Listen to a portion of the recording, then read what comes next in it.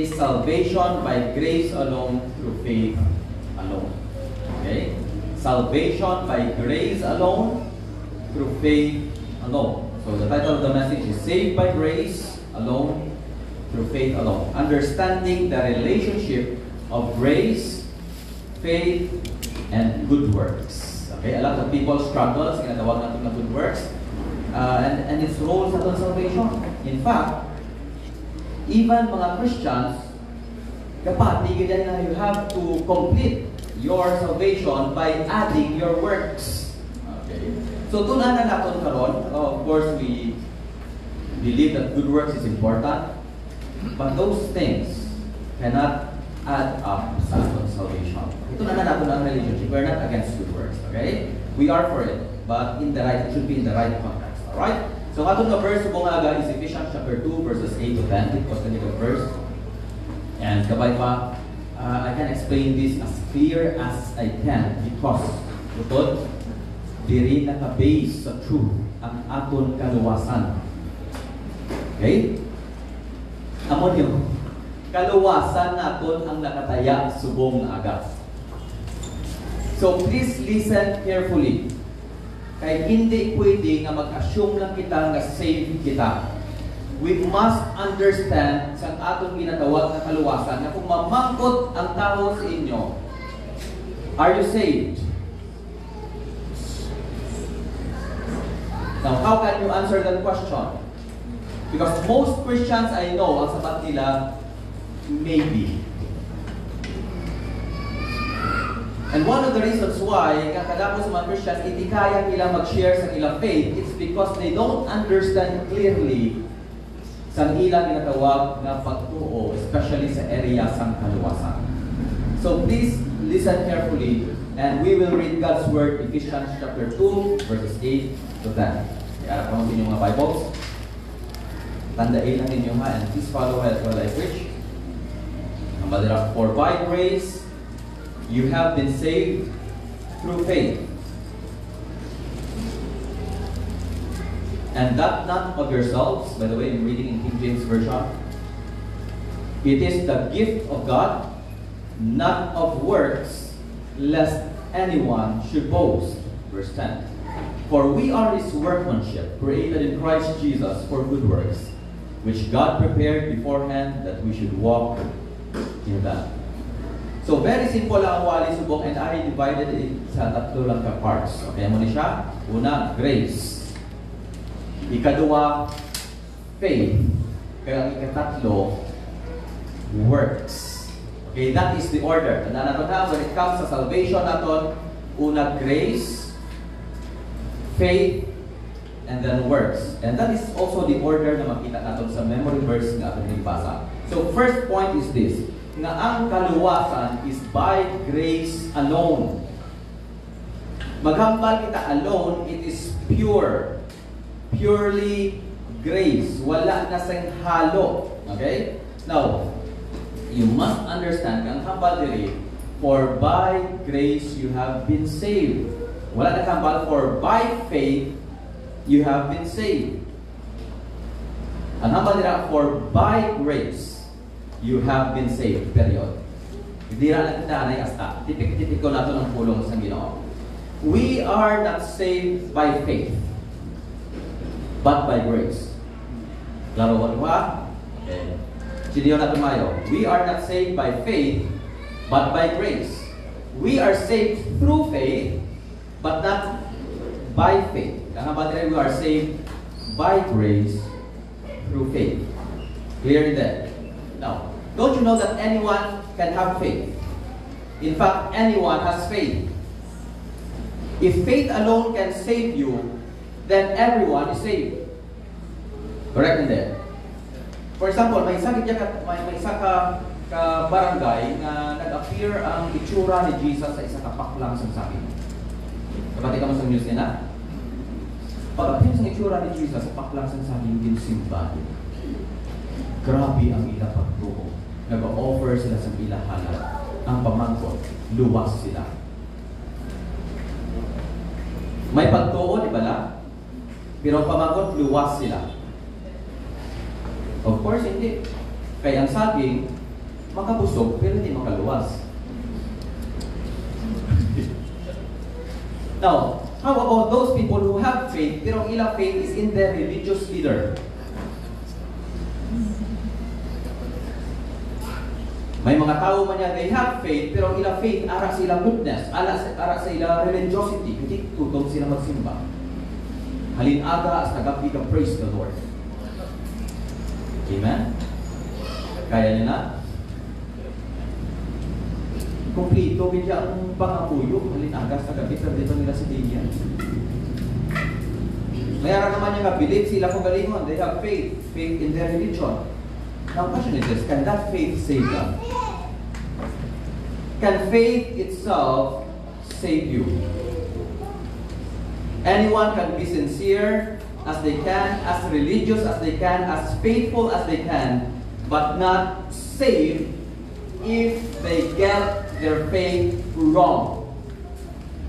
For by grace you have been saved, therefore our faith should be on God's grace. Amen. Salvation therefore is by grace alone, through faith alone, in Christ alone. Utod pamati mayo. Hindi ang faith nag-save sa aton, kundi ang object sa aton faith. Bisan ano ka pagka-relihiyoso, kung sala ang object sa iyong pagtuo, hindi ka gidya maluwas. That is why I'm asking you this question, are you saved? Don't answer me, I have faith in God. Because kadamo ako sige pagmakot every time I share the gospel, ang nila, I have faith in God. Okay, what is it about God hindi pakihan mo? Ang nila, I received Jesus Christ as my Savior and Lord. Okay. Then what did Christ do for you? Ambot, basta patian ko lang si Jesus ang Savior. Can that faith save you? Wala ka gani kabalo nga ang problema, ang sala ang problema, wala ka gani kabalo nga si Jesus Christ na nimatay dira, wala ka gani kabalo nga hindi ka na maluwas sa iba na pamaari ko ni si Kristo lang nang utod. If you don't understand the gospel, bisan ano pa kapaskog ang imong pagtuo, hindi ka biglang maluwas. Jesus Christ is the object of our faith. Okay, now going back sa verse. For by grace you have been saved through faith. What is the difference in by kag sa through? By grace, through faith. Now, in-search ako ng meaning, kag almost similar sila. But in the context, ano ni siyang meaning? By refers to the mode. Through refers to the means. For example, kung mag-order ikaw sa Shopee, kung mahilig ikaw mag-add to cart, may option ikaw na mode of payment. It's either is COD nimo, cash on delivery, or pwede na mo nga i-installment sa iban, or pwede nimo i-cash. Okay? So, ang by na refer nila, by grace, is referring to the mode. Okay? Ang through naman niya is referring to the means, kung paano nimo batunon ang hindi nga kaluwasan. Meaning, the mode of our salvation is by grace, and the means or the instrument is faith. Now, Ilonggohon ako para hindi ko magsala. Kamati mayo. By, sa Ilonggo is pamaagi. Ang through is paagi. Okay, clear in that? Natan ko ha? Ang by sa Ilonggo is pamaagi. Through is paagi.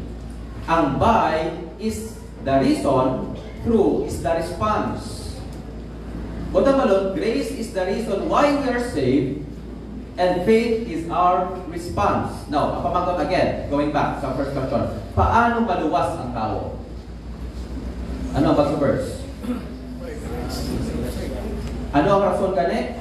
Grace. Ano ang pamaagi? Faith. So, here's the answer. Okay, I'll try to explain this as clear as I can. Paano maluwas ang tao? Here's the answer. Tungod sa bugay, kag paagi sa pagtuo. Okay, example na rin. Ang kaluwasan is like a water. Amo na ang bugay, by grace you are saved.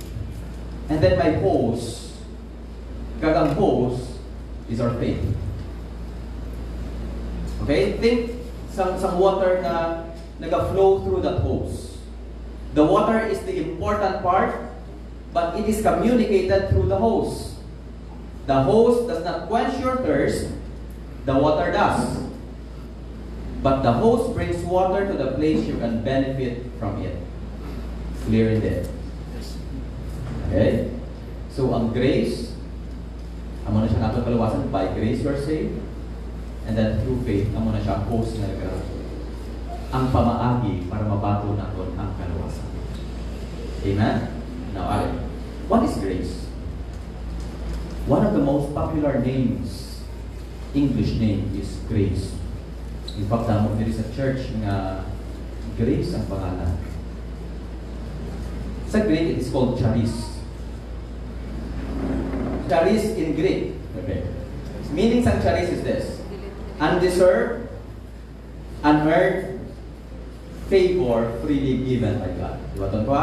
Grace means undeserved, unearned favor freely given by God. Hindi ka deserve sini, hindi mo ni gina-earn, kundi freely ini ginhatag sa imo.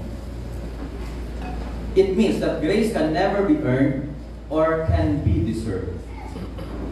Buta balon, kung maluwas ka magid, wala sing tao ka deserving na magambal siya, naluwas ko kay buot-buot kuya.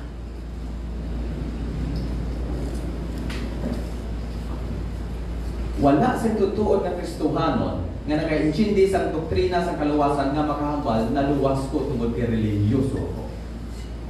Hindi. Mahambal na siya, naluwas ako tungod sa bugay sang Ginoo. Period. Wala na sa iba na rason. In fact, grace is what makes Christianity unique. Compare nyo lang Christianity sa tanan nga religion. Ang tanan nga religion is based upon performance na system. You must earn your salvation. You must earn your blessings. Paano? By your obedience and by your performance.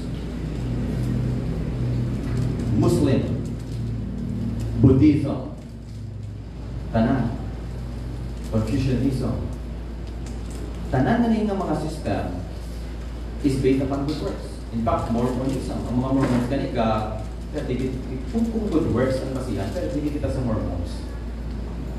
Imagine na, naka-slacks ka, naka-long sleeve, ang imo bakak, hasta sulok-sulok, kurbata, lakad ka. Nalakad na nila because they are, but they are trying to earn their salvation. Now, di rin mo mapalaan na authentic ang Christianity kaya nga, the only unique thing sa Christianity is grace. All other religion is a self-saving program and rules, while Christianity is based on a Savior who offered His life for you. Religion is all about you coming to God, while true Christianity is all about grace. It is God who came to us. And it is a very hard truth to believe. Struggle ang ibang nga tao to believe na ang salvation is free. Hinaan, gamay pa lang kita, na-wire na kita sa sistema na kung ano dapat ang kwaon mo, dapat deserving ka. Kung gamay ka pa, hindi ka pa minto ni nanay mo, di ba lang? To, pakabuot ka lang pala, kay may candy ka karon. Gamay pa lang na, reward system. Sa nagdako-dako ka na, nag-eskwela ka, we receive good grades when we perform well. Tama, hindi? So, reward system siya. Performance-based. Kapag magdubo-dubo grade mo, ang pala ni nanay mo, dali ng manok si mamo. So, na-carry over na natin halin, gamay sa pagdako natin, and even sa aton office. For example, if you are excellent in performance when it comes to office, then you get the promotion, right? And so when it comes naman sa greatest thing that could ever happen to us, we struggle sa idea na maluwas ka lang gitya freely. Na wala ni mo ginpangabudlayan. That is why ang grace is very offensive sa human logic. Because we are wired to believe that everything has a cost. You have to perform to earn something. But the Bible says, that we are saved by grace, undeserved, unearned. Now, I would like to test you. There was a man, and this man was sentenced for 957 years in prison. Amo giniliteral na hindi nakagawa ng buhi. Imagine, 957 years in prison.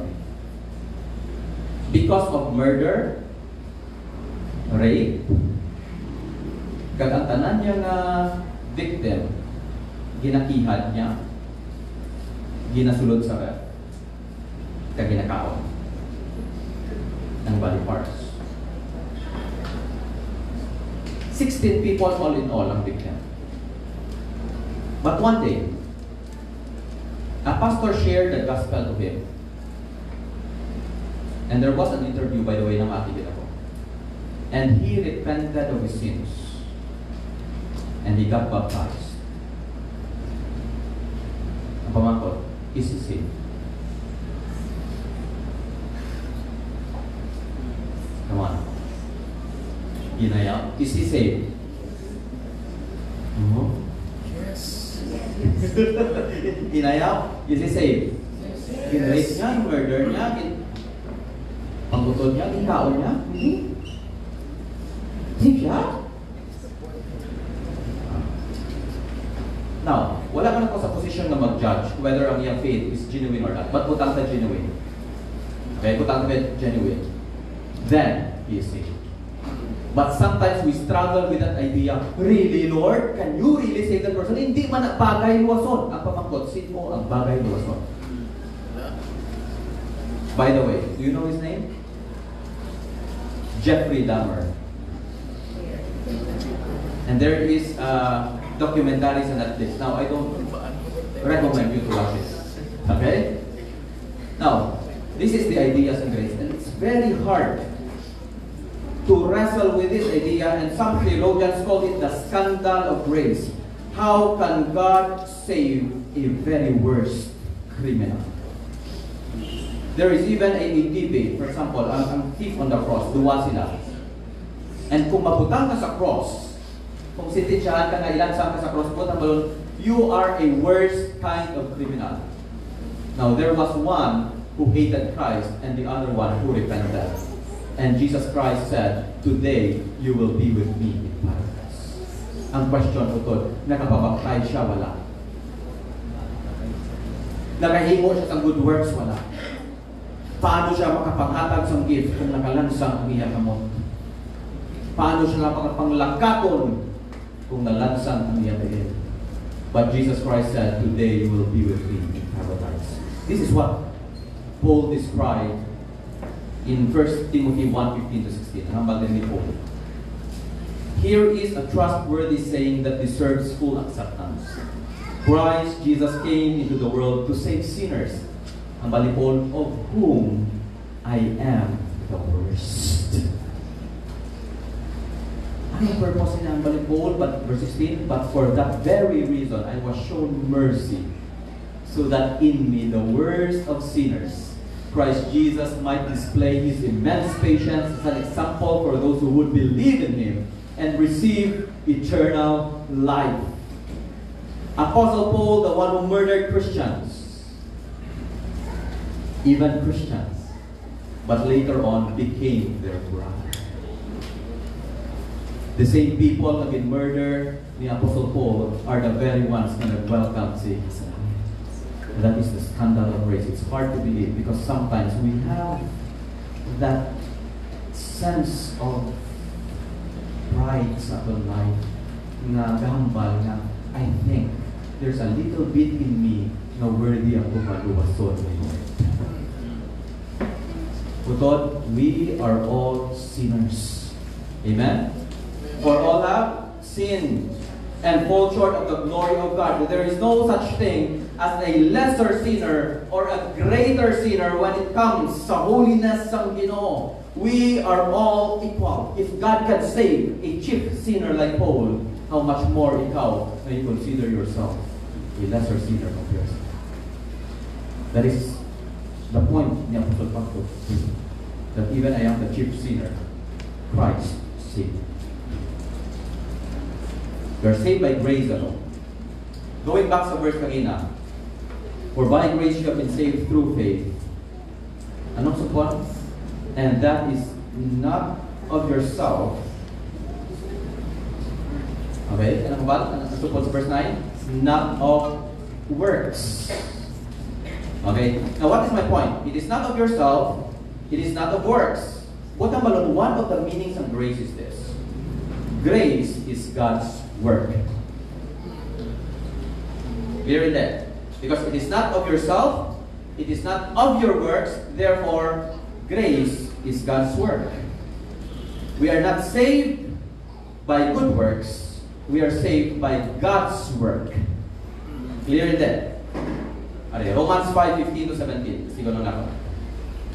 But the gift is not like the trespass, for if the many died by the trespass of the one man, how much more did God's grace and the gift that came by the grace of the one man, Jesus Christ. By the way, sa sining nga verse, makita natin ang word nga God's grace, gift, ka Jesus Christ. Kaya nga, isa lang itanan sila. Related sila. Nga, ang grace ng Ginoo is also the gift of God, and the gift of God is also the Lord Jesus Christ. Okay, clear? Now, verse 16. Nor can the gift of God be compared with the result of one man's sin. The judgment followed one sin and brought condemnation, but the gift followed many trespasses and brought justification. For if by the trespass of the one man, death reigned through that one man. Paano kaya ikaw naging sinner, by the way? Paano ikaw naging sinner? Is it because you sin? No. It is because of Adam's sin that you became a sinner. You sin because you are a sinner. You are not a sinner because you sin. Clear that? Now, how much more will those who receive God's abundant provision of grace and of the gift of righteousness reign in life through the one man, Jesus Christ? Kung basahin mo sa verse 21 ng Hambal-dira, so that just as sin reigned in death, so also grace might reign through righteousness to bring eternal life through Jesus Christ our Lord. Whatever God has done to save us, He did it through the person of the Lord Jesus Christ. Christ came, kama sa John 1:17, the law was given through Moses, but grace and truth came by the Lord Jesus Christ. You see that? Grace is God's word, and grace is the person of Jesus Christ. Titus 2:11 and hambal, for the grace of God has appeared that offers salvation to all people. Sino po nang bugay sa Ginoo? Si Kristo. He appeared. Nagpakita ang bugay sa Ginoo. Christ is the embodiment of grace. Sabaga, ang tanan nga ginhimo ni Jesus, everything that He did, everything that He is grace in action. He came to pay a debt He did not owe, because we owed a debt we could not pay. On the cross, while Jesus was carrying our sins upon His body, Jesus took all the judgment and all the bad He did not deserve, so that we can receive all the good we do not deserve. Ang rason, utod, kung nga ang gina-bless ka ni Lord Subo, ang rason, kung nga naluwas ikaw, hindi na tungod kay maayo ikaw nga tao, kundi tungod na sa ginhimo ni Kristo sa imo on the cross. Can I have an amen? Amen. Grace is free, but it is costly. Diwatan ko ha? Grace is free, but it is costly. 1 Corinthians 6:2 ang hambal, you were bought with a price. Ang ibang fact na translation ng hambal, inbakal ka sa dako-dako na presyo. 1 Peter 1:18 to 19 ang hambal dira. For you know that it was not with perishable things such as silver or gold that you were redeemed. By the way, redeemed means ginbakal, gintubos. Okay? Wala ka mo gintubos sa silver or sa gold. From the empty way of life handed down to you from your ancestors. Paano mo gintubos ang Ginoo? but with the precious blood of Christ. There are people na hambal sa kamo ng mga baptist, tapos ang inyong kaluwasan, very cheap.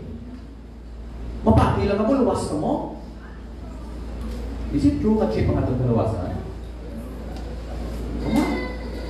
It's not cheap. It's free on our end, but it is not free sa naghatag. Clear hindi? It is very precious. It is very costly. So, never say nga ang atong kaluwasan hapos or barato or wala sa presyo just because we believe. Now, ang gift utot is both free and not free. Paano na nakabo? Ang gift is free on the receiver's end, but it is not free on the giver. The giver bought that gift and was given to you freely. Grace is bought with the precious blood of Christ. Therefore, it is not free. It is very costly. That's how you are saved. Amen? Romans 3:24 ang nabala. Being justified. Being justified, declared righteous. Huwag ipatawad. Kasi cancel ang imuutang kay Lord. Ang badira. Being justified freely. Freely. May bayad wala. Wala bayad ng kaluwasan. By His grace. Kita niyo? Through the redemption. Again, what is redemption? Because Christ paid for it on His precious blood. That is in Christ Jesus. Amen? Now, alright. Yan kita to. So, it is, grace is God's word. Grace is Christ in person. It is free, but it is costly. That is why it's called a gift. Tanawan ninyo, going back to main verse na to. For by grace you have been saved through faith, and that is not of yourself. It is what? It is the gift of God. Salvation or grace is the gift of God. Regalo sang Ginoo sa atin. By the way, Jesus Christ told Himself, John 4:10, I am the gift of God. That's why eternal life is described as a gift. Tanawin niyo Romans 6:23. For the wages of sin is death. Nagkaroon sa kanya, di ba? But the what? But the gift of God is eternal life in Christ Jesus our Lord. Amen? It's a gift. Grace and gift, isa lang. Di mo makita. In Jesus Christ, our Lord. Utod, mati tayo. Ang kaluwasan is not a reward. It is a gift. Clear in that? What is the difference ng reward o sa gift? Kung reward, pangabudayan ni mo. I-earn ni mo. Pero kay gift siya, ano ni mo? Patuno ni mo. Thank you for that wonderful answer, Tita Brenda. You get the difference. Very clear on scriptures when it comes to salvation. It is a gift. It is free. Therefore, ang gift is not intended to be paid for or to be earned. It is intended to be received. When was the last time you got a gift? For example, may nido ka. Nagpalapit si mo, pray. Plangga, nagka-pray mo. Aris Lakiano. Ano ba? Kasi mo pray. And then ang imo sa ba't ko nang ginagawa sa nido, kung nag-pray, ano pa nang last na nagbalsi mo? Tapos ang balay ang pilanin. Pray, naano ka pa di mo yung pangalan. Dugot pawis ang minumas ko dito, pray. You see, when God gave His life, when Jesus Christ gave His life for you, He paid for your sins. And then gave it as a gift sa imo para maluwas ka. And then all you can say sa Ginoo, Lord, pilani, kay bayaran mo. You see that? This is what is happening sa a lot of Christians na they think they can pay for their salvation. Right. If you still believe that it is by your good doing, by your good works na maluwas ka utod, that is an insult sa sacrifice ni Kristo para sa imo. You can never pay some price ng bayad ni Jesus for you. He is the only sacrifice acceptable before God. That is why inambal ko hindi ako akit ito. Gina-emphasize ko lang. Nagpapaliwanag lang. Kaya nga, nakataya ang rin yung kalawasan. Hindi porket nagasimba ka mo, intindihan yung inyong kalawasan. Amen? Kadamo sa Christians, wala ka-intindi. Amo na ganyan, ang bago sa inyo last time, nakawali mo sa isang ka-church, and then, after wali, may nagpalapit sa ako. Ano ang balsang tigulang? Ang ba niya, first time ko naintindihan ang akon sa lawasan. Kalangina na tigulang, nanay sa pastor. Baptist could not save you.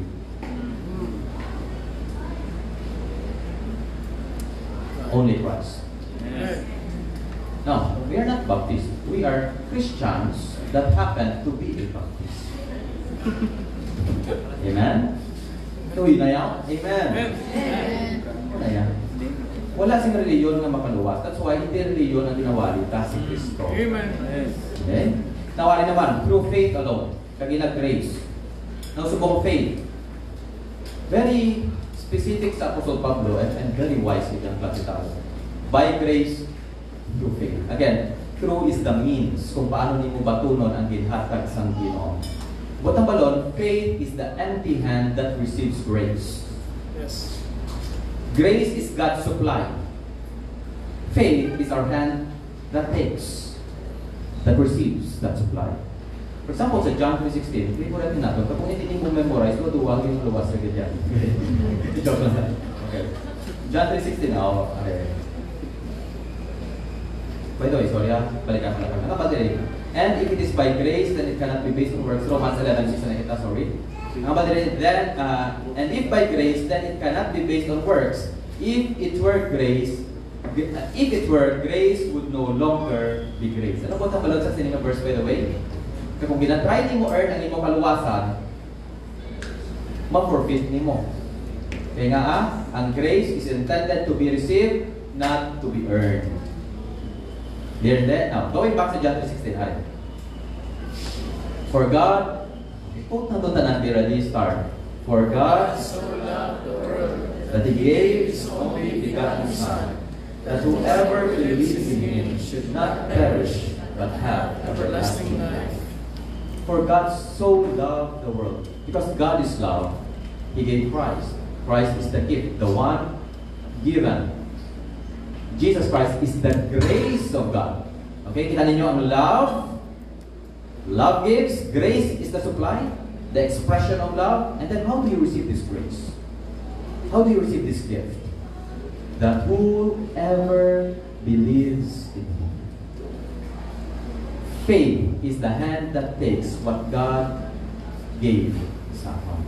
God gave Jesus Christ sa atin, and so we receive Him by faith. John 1:12.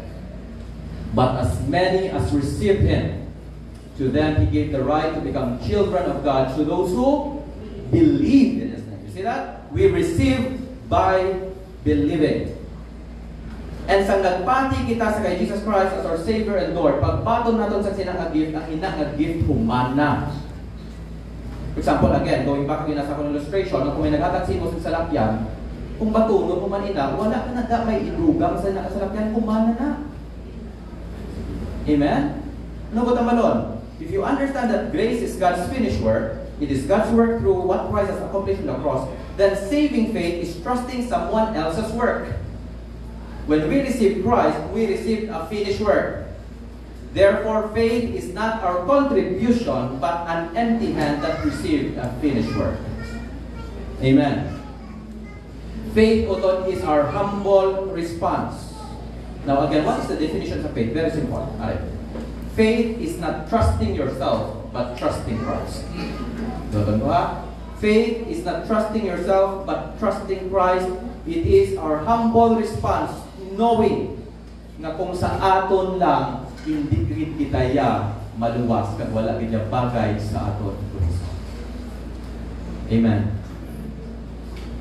That's why nabasa Matthew 5:3. Ang balik Jesus Christ. Blessed are the poor in spirit, for theirs is the kingdom. And the word poor there, hindi na poor na pigato, walang kwarta. Ang word na poor there means, sa Greek, it is a desperate condition having nothing. Being helpless, being powerless, you are like a beggar na nagkakamang, nga you're waiting to die and you're waiting for someone to give life sa inyo. we have nothing to offer sa tubangan sa Ginoo. There is a song that says, nothing in my hands I bring, simply to the cross I cling. Do you have that kind of spirit? Now you know that you are very poor, you are spiritually bankrupt. Na mahambal ka lang dito, Lord, be merciful unto me, for I am his sinner. Lord, kabalo kang hindi ko bagay ito sa kabalo ka, Lord, sa tanan ko ang bisyo. Kabalo ka, Lord. Kabalo ka sa mga babae ko. Sometimes pang lalaki. Hindi ako niya. Okay. Sample ko lang na. Ano wala? Luke 18, 11, 14. Now, there are religious people sa time of Christ. Yan ang inubra sa mga Pharisee ang baleraw. The Pharisee stood by himself and prayed, God, I thank you that I am not like other people. Sometimes we think kasi kita kay we sin less compared sila. We are at least better people compared sila. Muna ba sa Pharisee? God, I thank you that I am not like other people, robbers, evildoers, adulterers, or even like the tax collector. I fast twice a week and give a tenth of all I get. Wow, the tithes. Sana all. Now, I'm not saying you don't tithes. But those tithes will not save you. Amen? Now, verse 13. But the tax collector stood at a distance. Ay, naman may sinner. Yung duwa ka kasi tao dito. Religious kag sinner. Hindi mo nung ang sinner stood at a distance. He would not even look up to heaven. Natupo lang siya. Nauya siya. Sa iya estado. Sa iya sala sa tubangan sa Ginoo. But beat his breast and said, God, have mercy on me. I am a sinner. Kapag naman balik Jesus kung sino na-save sila doon? Is it the religious person who thinks that he is better than others? He thinks that he is better before God because he gave his tithes, he served God, he prayed, he fasted twice. No. It is the sinner who humbled himself. Nga naghambal sa imo, be merciful, Lord, for I am a sinner. Humble ni Jesus Christ, I tell you that this man, rather than the other, went home justified before God. For all those who exalt themselves will be humbled, and those who humble themselves will be exalted. Utod, amati. Grace is not for everyone. Grace is for those who humble themselves. That is why before faith, there should be humility. Ang ginapangayo lang sa aton sang Ginoo, nga makalabot kita sa punto sa atong kabuhi nga kabalo ka, nga wala ka naging tsansa kung hindi tungod sa kay Kristo. Amen? Wala ka pangita si Kristo sa perfecto nga tao, wala man din. Kung perfecto nga tao ang ginuwas ni Jesus, wala sunod ang langit. Ang ginapangayo lang ni Kristo sa aton, regardless kung ano kadako ang aton sa lamang palapit lang kita sa iya and humble ourselves, Lord, wala ito yan. But please save me. That's it. And He will honor it. And He will lift you up and bring you home. Sa langit. Ang hambal nila, not of yourself and not by works. Again, going back, Ephesians 2:8 and 9.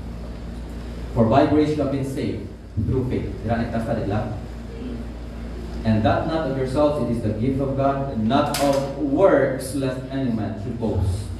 Una, it is not of yourself. Pero kinsulit pag Apostol Pablo sa verse 9, not of works. Kadua. Because Paul is making a point.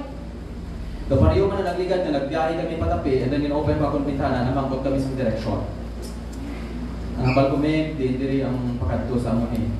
Ang balya sir, pagabot sa punta, liko ka sa tuo. Ang bago sa iya ko to open med. Pagabot sa punta, ma-turn right ako sa tuo. Oo sir. Dapat hindi ka magtala ng muna. Dupli, ito pa rin lang nagtaas ang high blood mo. Kung high blood lang, buhi ka pa. Pero kung magtaas ang high blood mo, laban-laban, sumpit ka lang mo. Okay. What is my point? Double emphasis. Gina-emphasize ni Pablo, may hindi ka kanya maluwas tungkol sa imo pagwalingon, tungkol sa imo maayong buhat. Not of yourself, not of works. And works in the New Testament is not merely referring to good works. We are not against good works. But works under the law that aims to earn righteousness and God's blessing. Buta ba ng works sa Bible, meaning sina human effort trying to earn something before God. It is a belief that by doing right, you can be righteous. Now that is the works na ginrefer sa Bible. And the Bible calls it self-righteousness. What is self-righteousness? Okay, drop, pini-research ko. What is self-righteousness? Sa bilog ko nga 39 years sa kalibutan. Yung research ko yung meanings. Kaya meanings of self-righteousness is this. Righteousness from self. Wow. Sulat, no? Okay. Wala ba? Hindi naman sumasuma. Okay. And don't you know, self-righteousness is about Isaiah is like a filthy rag before God. Higgo na utod. Romans 3:20 tanaw na to. Therefore, no one will be declared righteous in God's sight by the works of the law. Notice that? Very specific sa Apostol Pablo nga ang works na gina-refer dira are works under the law. Rather, through the law, we become conscious of our sin. Kaya hindi ka maluwas by your works. Okay, Galatians 2:16. Know that a person is not justified by the works of the law, but by faith in Jesus Christ. So we too have put our faith in Christ Jesus, that we may be justified by faith in Christ, and not by the works of the law. Because by the works of the law, no one will be justified. See that? It is not your obedience to the law that makes you righteous before God. It is your faith in Jesus Christ. And so what is the work? Overhaul na to. Isa na ito. Sabi mo? The jailer said sa kay Apostol Pablo, Sir, what must I do to be saved? Ano sabat ni Pablo? They replied, si Paul and si Silas, by the way, ano ang balila? Believe in the Lord Jesus Christ, and you will be saved. We have this tendency na may pagka-self-righteous kita, like the disciples.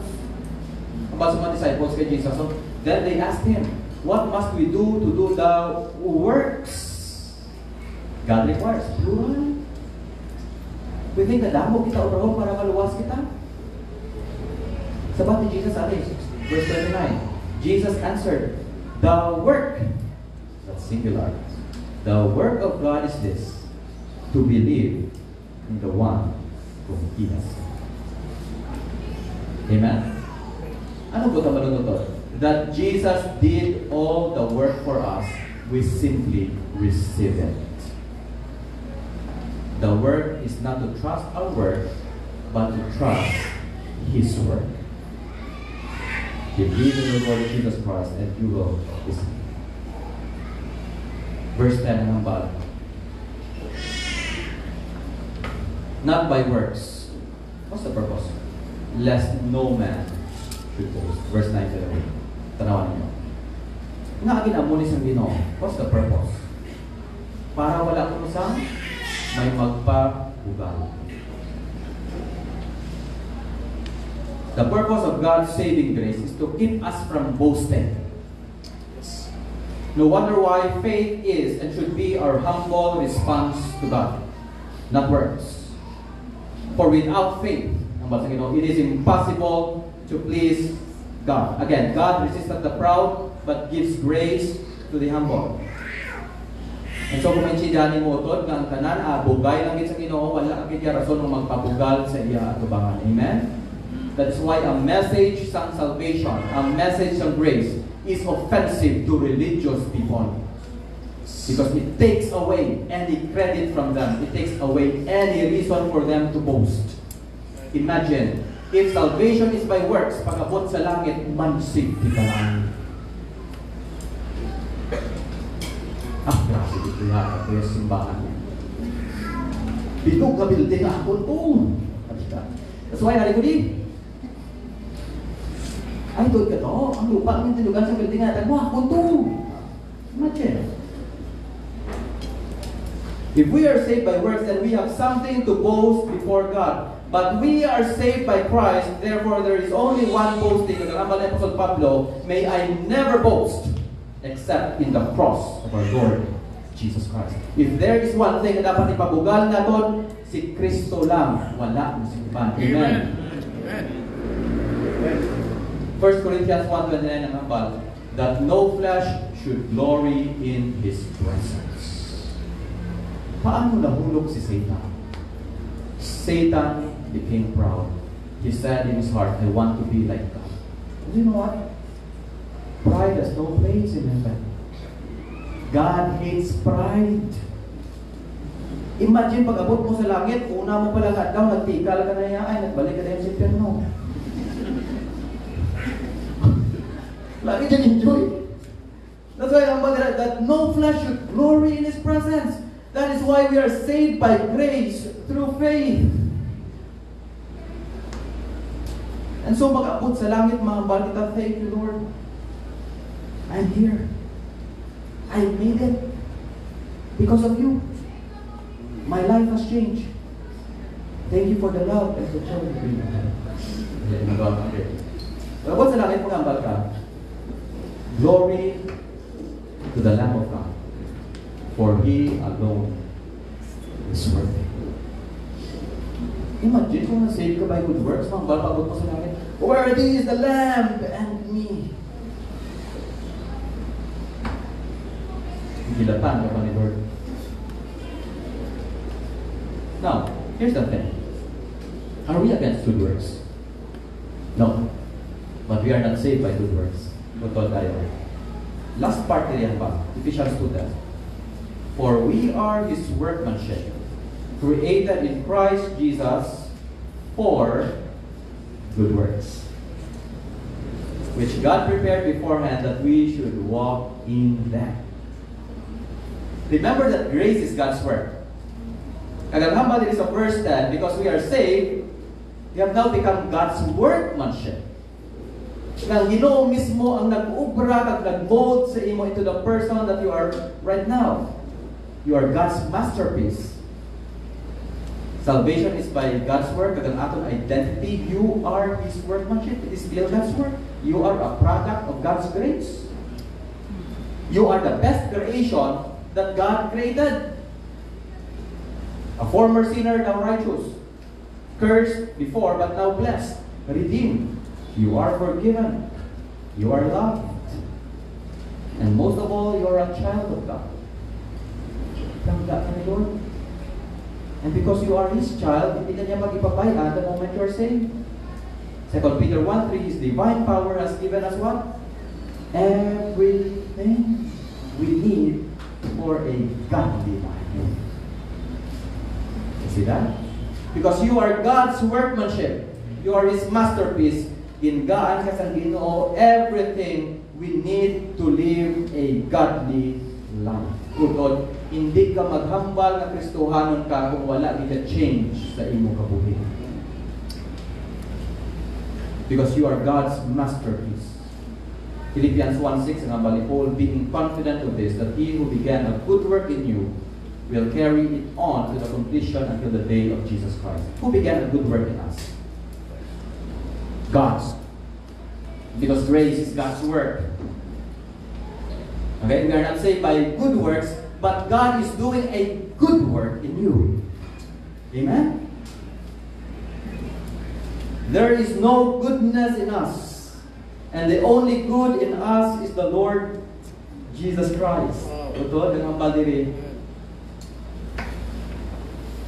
Verse 10, for we are God's workmanship, created in Christ Jesus for good works. We are not saved by good works, but we are saved for good works. You don't do good to be saved. You do good because you are saved. Amen? Amen. You don't do good to prove that you are saved. Rather, your good works is a proof that you are really saved. Clear in there. That is what James said in James 2:20, that faith without works is dead. Kaya nagkabasa direct si James, that if you claim that you have faith but have not works, therefore your faith is not genuine. That is why, ang hambal diri, you are created for good works.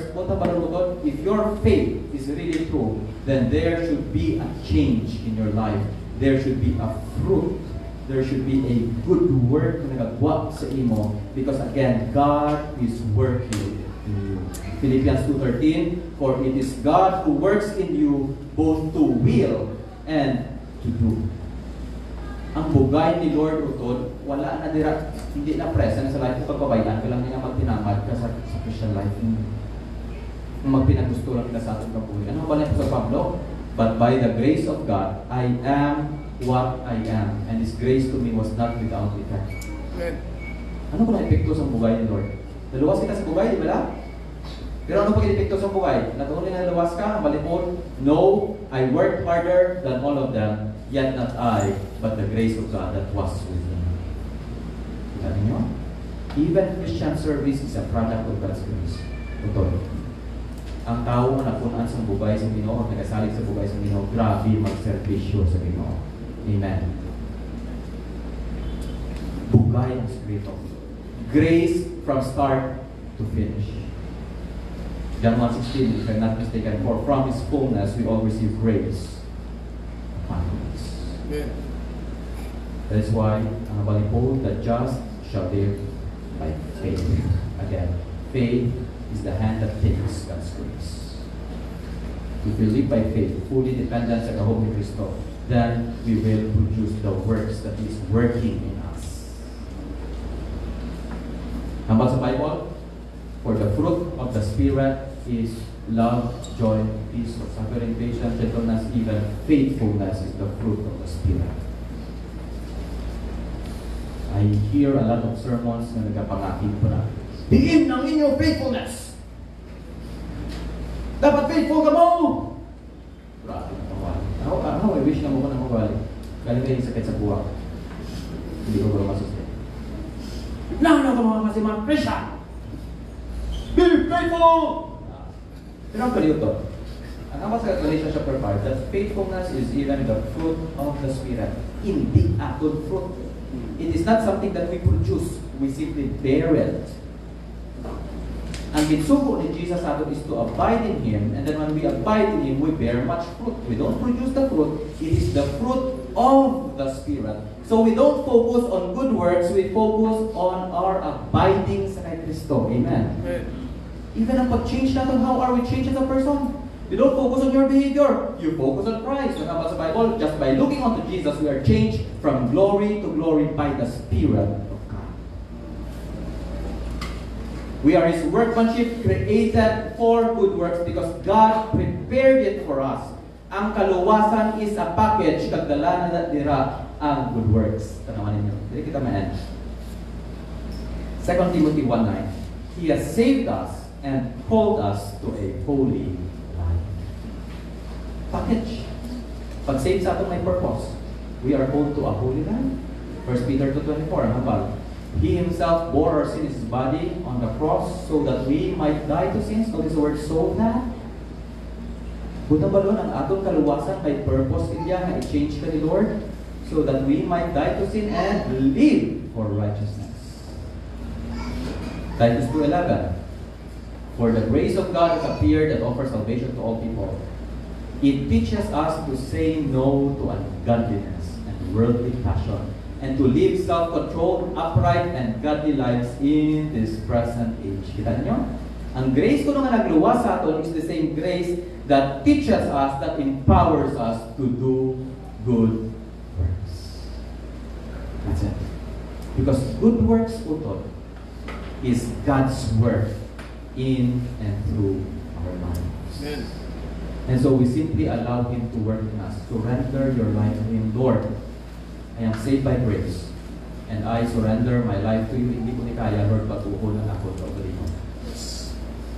I hope we are humble enough sa pagpalapit sa Ginoo. Lord, there are still things in my life hindi ko pa ma-figure out. I still struggle, Lord.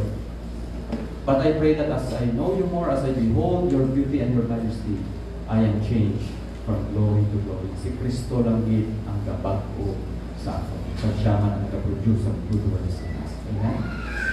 For by grace you have been saved through faith, and that is not of yourself, it is the gift of God, not by works, lest any man should boast, for we are His workmanship, created in Christ Jesus for good works, which God has prepared in advance for us. There is a purpose why you are saved, and that is to let your light so shine before men, so that others may get to know